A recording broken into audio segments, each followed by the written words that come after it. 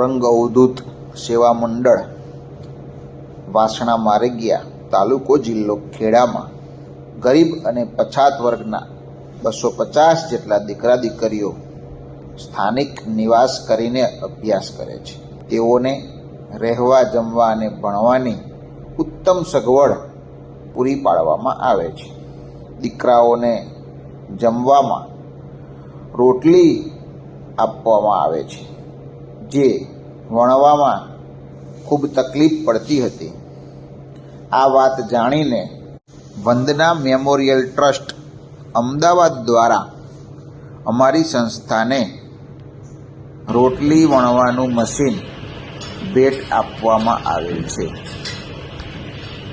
જેનાથી અમે સરસ રોટલી વણી શકીશું. વંદના મેમોરિયલ ટ્રસ્ટનો અમે અમારા ટ્રસ્ટ વતી, સંસ્થાના તમામ બાળકો અને કર્મચારીઓ વતી ખૂબ ખૂબ આભાર માનીએ છીએ.